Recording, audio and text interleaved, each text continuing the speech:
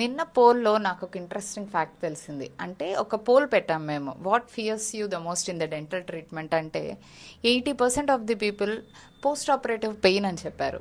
So I want to address it. Post operative pain అంటే జనరల్గా dental ట్రీట్మెంట్లో pain phobia అనేది చాలా కామన్. ఈవెన్ నాకు కూడా చాలా రోజులు ఒక స్కేలింగ్ చేయించుకోవాలన్నా లేకపోతే టూత్ ఎక్స్ట్రాక్షన్ చేయించుకోవాలనుకున్నా నీడిల్ ఫోబియా అనేది ఉంటుంది. సో ఇవి కాకుండా పోస్ట్ ఆపరేటివ్ పెయిన్ అంటే ట్రీట్మెంట్ అయ్యాక నొప్పి వచ్చిద్దేమో అని భయపడ్డాం.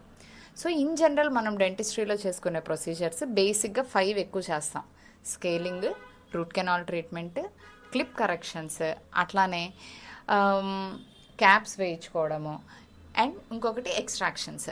సో ఈ 5 ప్రొసీజర్స్ చాలా కామన్గా చేస్తాము. వీటన్నిటిలో రూట్ కెనాల్ అట్లానే క్లిప్ ట్రీట్మెంట్స్ ఈ రెండు కూడా completely painless.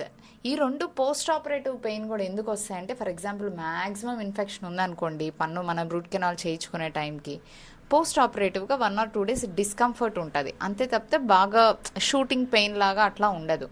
And third one ఏంటంటే స్కేలింగ్ చేయించుకున్నప్పుడు అక్కడ ఉన్న ఫుడ్ పార్టికల్ కానీ గారా అలాంటివి తీసేయడం వల్ల సెన్సిటివిటీ అనిపిస్తుంది.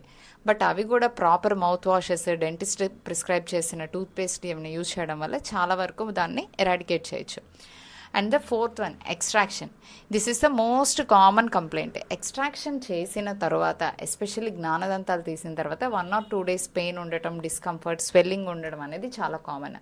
దాంతోపాటు మౌత్ ఓపెనింగ్ రెస్ట్రిక్ట్ అవ్వడం ఎక్కువ చూస్తుంటాం third molar, especially third molars తీసినప్పుడు. వీటికి ప్రాపర్గా యాంటీబయాటిక్ కవరేజ్, పెయిన్ కిల్లర్, లేకపోతే అండ్ స్వెల్లింగ్ రాకుండా ఉండే ట్యాబ్లెట్స్ లాంటివి యూజ్ చేయడం వల్ల చాలా వరకు మనం కంఫర్టబుల్గా ప్రొసీజర్ చేసుకోవచ్చు. So most of the procedures అన్నీ కూడా డెంటిస్ట్రీలో proper treatment and proper usage of medications వల్ల పోస్ట్ ఆపరేటివ్ పెయిన్ అనేది ఎక్కువ లేకుండా చేసుకోవచ్చు.